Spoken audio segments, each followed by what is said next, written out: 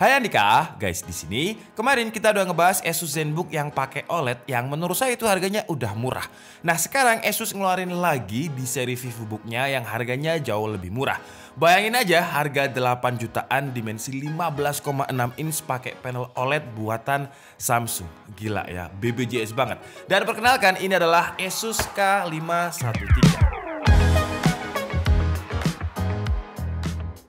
Asus K513 ini menurut saya adalah laptop yang paling gampang untuk direkomendasikan. Menurut saya kalau misalkan kalian lihat di toko offline ataupun di marketplace dan harganya masih 8,5 juta, menurut saya nggak usah mikir, beli aja. Kenapa? Nanti akan saya kasih tahu alasannya, tapi sekarang kita bahas dulu selling point utama dari Asus K513 ini, yaitu panelnya yang pakai OLED. Panel OLED-nya ini buatan Samsung yang terkenal dengan kualitas Super AMOLED-nya yang emang bagus banget. Dan karena namanya K513 berarti dimensinya 15,6 inch. Cuman nggak seperti laptop 15,6 inch dulu yang kelihatan jadul. Di seri K513 ini lebih futuristik dengan frame yang tipis, 85% screen to body ratio. Dia punya 100% DCI-P3 color gamut standar yang biasanya dipakai di Hollywood untuk film, atau kalau misalkan sRGB dia itu setara dengan 133%. Dan panelnya ini juga udah Pantene validated. Pantene validated ya, bukan Pantene. Kalau Pantene itu duta sampo lain.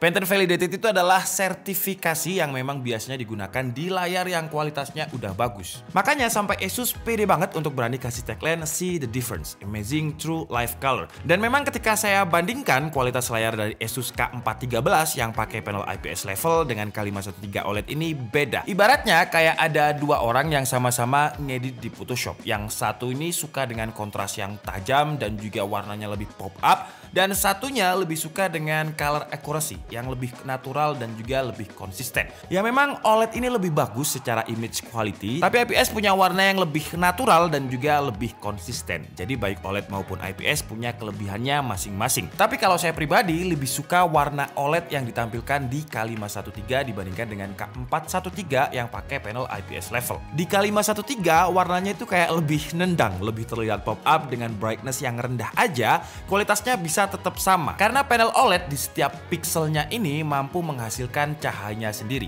dan juga bisa mati sendiri. Karena pixelnya bisa nyala dan mati sendiri, jadi ketika menampilkan warna hitamnya akan pekat banget. Karena ya pixelnya mati, dan ketika menampilkan gambar terang pixelnya nyala. Dan hasilnya kontras rasio dari Asus K513 ini bisa tinggi banget, 1 juta banding 1. Ditambah lagi dia sudah disertifikasi dengan VESA Display XDR True Black. Kalau menampilkan gambar yang XDR, wow, detailnya itu bisa dapet banget. Dan walaupun di low brightness-nya kita tetap bisa melihat color akurasi dengan baik, nggak menjadikan alasan untuk memberikan brightness nits yang kecil. Brightness nits-nya ini tinggi banget.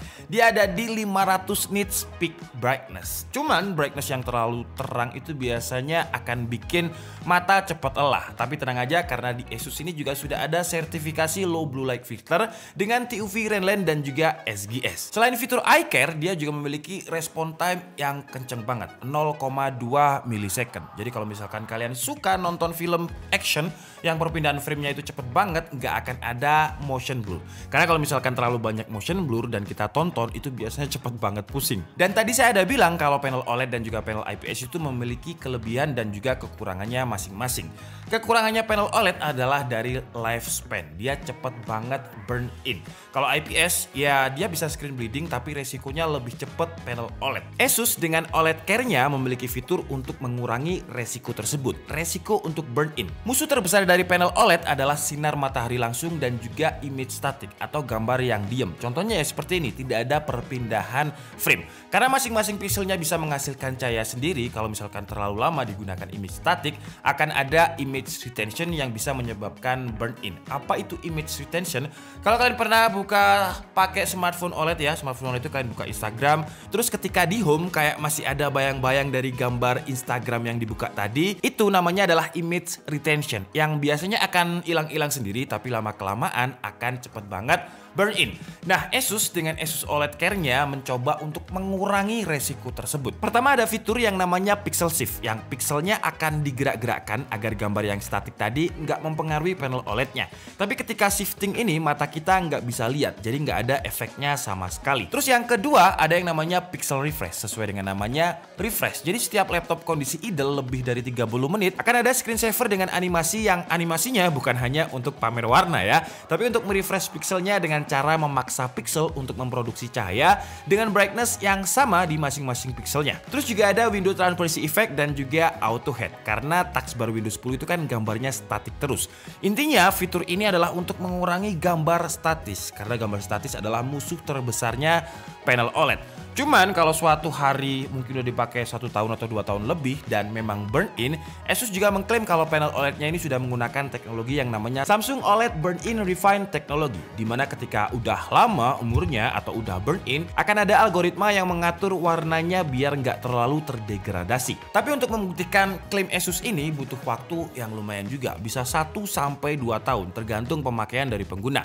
Kalau penggunanya selalu set maksimum brightness, ya itu bisa lebih cepat. Tapi kalau ada pengguna yang selalu pakai fitur dark mode, itu bisa lebih lama untuk resiko burn-in-nya. Tapi yang jelas menurut saya patut diapresiasi karena Asus sudah memberikan fitur Asus OLED Care untuk mengurangi resiko burn-in di kemudian hari. Saya aja kaget Asus mau memberikan panel OLED di seri VivoBook K513 ini. Biasanya bakal ditaruh di seri ZenBook sama Asus.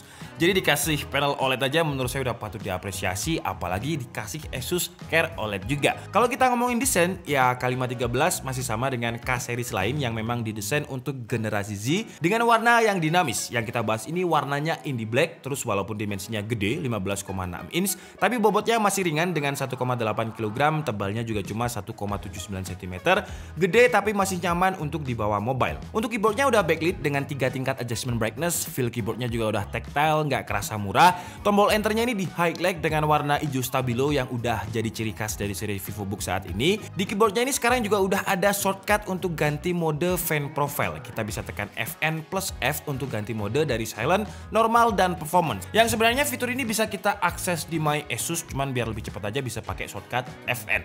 Dan di My Asus ini kita juga bisa atur banyak banget, mulai dari Wi-Fi Connect, Smart Link, dan lain-lain. Untuk touchpad juga masih ciri khas VivoBook seri K banget dengan fingerprint di bagian pojok kanan touchpadnya, cuman di seri ini tidak ada numpad 2.0. Untuk audio dia juga udah pakai Harman Kardon, suaranya juga udah di atas rata-rata laptop mainstream yang harganya 8 jutaan.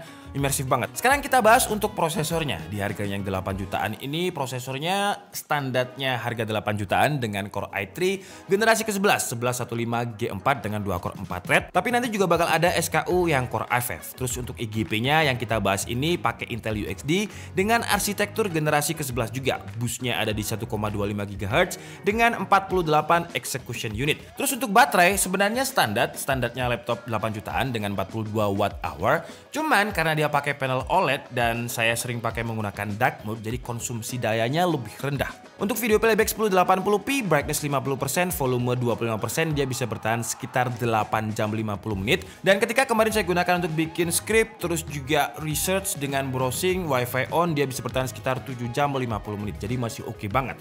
Jadi di harga 8,5 juta SRP-nya kita mendapatkan layar panel OLED 15,6 inch Intel Core i3, audionya by Harman Kardon, dan juga build quality-nya udah pakai aluminium di bagian punggungnya.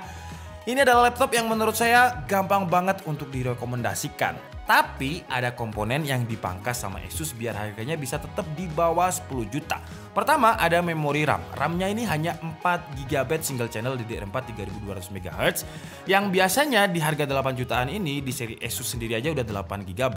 Tapi tenang aja karena masih ada satu slot kosong buat kita untuk upgrade. Terus yang dipangkas lagi adalah storage. Jadi biasanya storage-nya itu 512GB untuk Asus di harga segini. Di K513 ini 256GB. Tapi sekali lagi tenang aja karena masih bisa di-upgrade. Masih ada port SATA yang kosong. Kita bisa tambah hard disk sebagai arsip atau SSD SATA 2,5 inch. Terus juga ada bracketnya kalau misalkan kalian mau tambah hard disk atau SSD SATA, jadi tinggal pasang. Jadi yang dipangkas sama Asus di seri ini adalah hal yang bisa kita upgrade dengan mudah. Jadi menurut saya sih nggak ada masalah. Bukan coolingnya gitu yang dipangkas, coolingnya malah di-upgrade sama Asus. Di seri VivoBook ini udah pakai teknologi yang dinamakan Asus dengan S-Blade teknologi dengan 87 bilah kipas. Dan performa coolingnya seperti apa? Langsung aja kita hajar di Sensebench R15. Di Sensebench R15 ini kita menggunakan mode base performance, jadi fan profile-nya itu performance, terus kondisi laptopnya juga dicas, dan hasilnya untuk running pertamanya tinggi 474, terus kemudian turun sampai akhirnya di running ke 10 449. Kalau untuk single core-nya dia mendapatkan 177 poin, dan untuk suhu temperaturnya di Sensebench R15 ini cukup dingin dengan skor maksimumnya ada di 81 derajat Celcius, average-nya ada di 66 derajat Celcius. Lanjut ke tes editing menggunakan Adobe Premiere Pro dan juga template-nya Mas Anjas diekspor di 1080p, dan hasilnya Asus K513 mampu merender dengan durasi waktu 8 menit 25 detik dengan suhu temperatur yang lebih dingin dari Sensebench, maksimumnya hanya ada di 63 derajat Celcius. Lanjut ke Blender dengan template BMW mampu merender dengan durasi waktu 14 menit 47 detik, dan untuk suhu temperaturnya karena ini render 3D ya di Blender pakai CPU render, jadi lumayan untuk suhu maksimum temperaturnya itu bisa stabil di 90 derajat Celcius. Lanjut ke tes gaming. Oh iya, saya hampir lupa ya, semua tes ini kita udah upgrade RAM-nya ke 8GB, jadi baik Sensebench, Premiere Pro dan juga Blender tadi udah di-upgrade ke 8GB termasuk tes gaming juga. Jadi di Valorant dengan resolusi Full HD grafiknya high, dia bisa dapat average 60 FPS, jadi sangat playable untuk dimainkan. Lanjut ke game Genshin Impact, resolusi Full HD grafiknya lowest, dan hasilnya di game ini setelah di-upgrade 8GB, gamenya juga masih sangat playable dimainkan dengan average 60-an FPS. Untuk suhu temperaturnya ketika tes gaming ini juga lumayan dingin dengan suhu di bawah 70 derajat Celcius terus. Sekarang lanjut ke konektivitas. Untuk Wi-Fi-nya udah pakai Wi-Fi 6 tentunya, dan dia juga udah pakai Bluetooth versi 5, versi yang terbaru. Untuk boardnya di sebelah kiri ada input power, HDMI, satu buah USB Type-A 3.2 Gen 1, satu buah USB Type-C 3.2 Gen 1 audio jack, dan juga SD card. Di sebelah kanan ada dua buah USB Type-A 2.0. Oke guys, jadi mungkin cukup segitu aja video review dari Asus K513 OLED kali ini.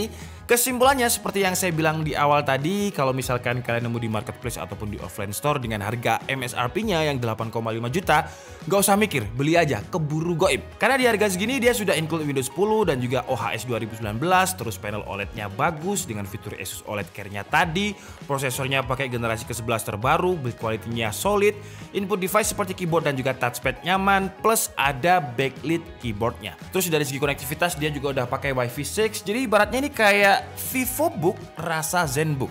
Jadi BBJS, budget pas-pasan jiwa sosialita. Cuman Asus juga nggak mau rugi. 8 jutaan panel OLED itu meskipun bukan dari Asus masih yang termurah.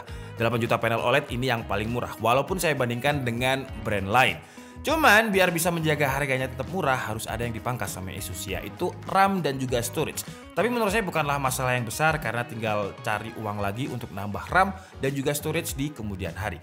Oke lah, jadi mungkin cukup segitu aja video kita kali ini. Saya minta maaf kalau ada kesalahan dalam penyampaian informasi. Seperti biasa, kalian bisa mengkoreksinya di kolom komentar. Saya Diki Budi and see you on the next video. Bye bye.